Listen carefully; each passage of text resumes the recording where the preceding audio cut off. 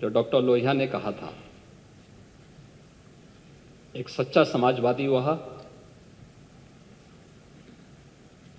जो संपत्ति और संतति से दूर रहे। आदर्श के रूप में उन्होंने भारत के लिए कहा था कि राम, कृष्ण और शंकर, ये जब तक भारत के 3 आदर्श हैं तब तक भारत का कोई बाल बांका नहीं कर सकता है। इन तीनों देव महापुरुषों पर समाजवादी पार्टी का कोई विश्वास नहीं है, क्योंकि आप लोग भारत की आस्था के साथ खिलवाड़ करते हैं। आप मुझे बताइए कि हमारी सोच कहां से सांप्रदायिक है। हम तो सबका साथ, सबके विकास की बात कर रहे हैं। सबसे आदर्श उदाहरण आपके सामने है जब 26 फरवरी को महाकुंभ का समारोह हुआ है। 45 दिन के इस आयोजन ने भारत के विरासत और विकास की एक अनुपम छाप न केवल भारत में बल्कि दुनिया के सामने भारत की छोड़ी है। न जाति का भेद था, न क्षेत्र का भेद था, न मत और मजहब का भेद था। 100 से अधिक देशों के लोग आए, बड़े श्रद्धाभाव के साथ आए। 26 फरवरी को संभल में 56 वर्षों के बाद शिव मंदिर में जलाभिषेक का कार्यक्रम भी हो रहा था। 68 तीर्थों में से 54 तीर्थों को ढूंढना, ये तो हमारी विरासत का हिस्सा है और हमने तो वही किया है। हमने तो वही कहा है कि जो हमारा है वो हमें मिल जाना चाहिए। अध्यक्ष जी, उत्तर प्रदेश के 2025-26 के सामान्य बजट पर चर्चा में भाग लेने के लिए आपने मुझे अवसर दिया है। मैं सबसे पहले तो आपका हृदय से धन्यवाद देता हूं। नेता प्रतिपक्ष समेत उन सभी माननीय सदस्यों का जिन्होंने इस पूरी चर्चा में भाग लिया है, एक बड़ी संख्या है। अब तक 93 सदस्यों ने, जिसमें 59 सदस्य सत्ता पक्ष के हैं या सहयोगी दलों के हैं और नेता प्रतिपक्ष समेत विपक्ष के 34 माननीय सदस्यों ने इस पूरी चर्चा में भाग लिया है। उन सबको भी मैं हृदय से धन्यवाद देता हूं। मुझे अच्छा लगा कि नेता प्रतिपक्ष ने आज अपनी बात को बड़े दार्शनिक अंदाज से डॉक्टर राम मनोहर लोहिया के एक अनुयायी के रूप में अपनी बात को रखने का प्रयास किया है। लेकिन वे स्वयं उसका आचरण कर पाते हैं कि नहीं कर पाते, ये उनको स्वयं भी देखना चाहिए। यद्यपि मैं उनको सुझाव नहीं दे सकता, क्योंकि उम्र में वो मुझसे काफी बड़े हैं और वैसे भी आज की समाजवादी पार्टी डॉक्टर लोहिया का नाम तो लेती है, लेकिन डॉक्टर लोहिया के मूल्यों और आदर्शों से बहुत दूर जा चुकी है।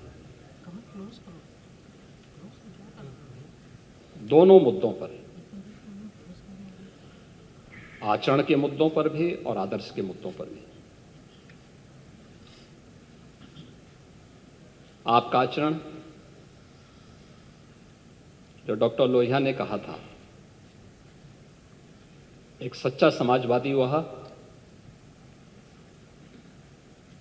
जो संपत्ति और संतति से दूर रहे, वो तो आपकी पार्टी के आचरण से देख सकते हैं। और आदर्श के रूप में उन्होंने भारत के लिए कहा था कि राम, कृष्ण और शंकर, ये जब तक भारत के 3 आदर्श हैं तब तक भारत का कोई बालबांका नहीं कर सकता है। भारत की एकात्मता के आधार इन 3 देव महापुरुषों को जब तक भारत की जनता आदर्श के रूप में मानेगी तब तक भारत भारत बना रहेगा। और इन तीनों देव महापुरुषों पर समाजवादी पार्टी का कोई विश्वास नहीं है, क्योंकि आप लोग भारत की आस्था के साथ खिलवाड़ करते हैं। आपने कहा कि हमारी सोच सांप्रदायिक है। आप मुझे बताइए कि हमारी सोच कहां से सांप्रदायिक है? हम तो सबका साथ, सबके विकास की बात कर रहे हैं।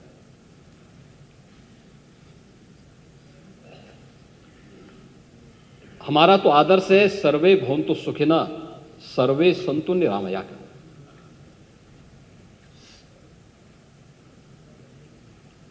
और उसका सबसे आदर्श उदाहरण आपके सामने है जब 26 फरवरी को महाकुंभ का समारोह हुआ है। 45 दिन के इस आयोजन ने भारत के विरासत और विकास की एक अनुपम छाप न केवल भारत में बल्कि दुनिया के सामने भारत की छोड़ी है। क्या उसमें कोई भेदभाव किसी के साथ हुआ? न जाति का भेद था, न क्षेत्र का भेद था, न मत और मजहब का भेद था। 100 से अधिक देशों के लोग आए, बड़े श्रद्धाभाव के साथ आए। जिसने भी विकास और विरासत की इस अनुपम छटा के साथ सहभागी बना, वो अभिभूत होकर के गया।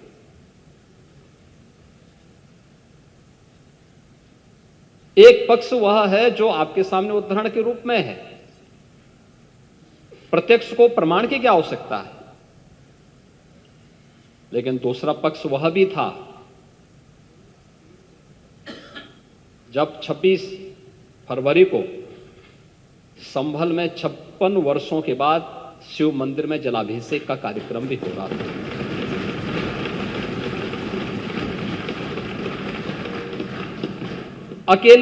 अकेले संभल में 67 तीर्थ थे और 19 कूप भी थे, जिनको एक शरारत के तहत एक निश्चित समय के अंदर समाप्त कर दिया गया। और जिनमें से 68 तीर्थों में से 54 तीर्थों को ढूंढना, ये तो हमारी विरासत का हिस्सा है और हमने तो वही किया है। हमने तो वही कहा है कि जो हमारा है वो हमें मिल जाना चाहिए। हम उससे इतर कहीं नहीं जा रहे हैं, उससे इतर कहीं नहीं। और 19 जो कूप हैं उन्हें भी मुक्त कराया गया। सच कड़वा होता है और उस कड़वे सच को स्वीकार करने की सामर्थ्य भी होनी चाहिए। लेकिन आपने बोला है, मुझे बहुत अच्छा लगा। उपचुनाव की भी आपने चर्चा की, लेकिन आपके यहां तो चुनाव के एक्सपर्ट शिवपाल जी हैं।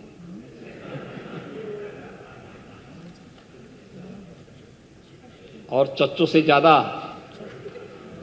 चुनाव कैसे जीते जाते हैं इसको कौन जान सकता है। ये तो हम लोगों ने भी देखा है, बहुत नजदीक से महसूस किया है। और इसीलिए अच्छा ही है, परोपदेश कुशल बहुते रहे, इसी को कहते हैं। ये दूसरों को उपदेश देते हैं आप लोग, लेकिन स्वयं उसको आचरण में उतारे होते तो संभवतः इतनी करारी हार नहीं होती और 2027 में भी इतनी करारी हार नहीं होती। For exclusive and insightful videos, subscribe to our new channel ABP Live Premium.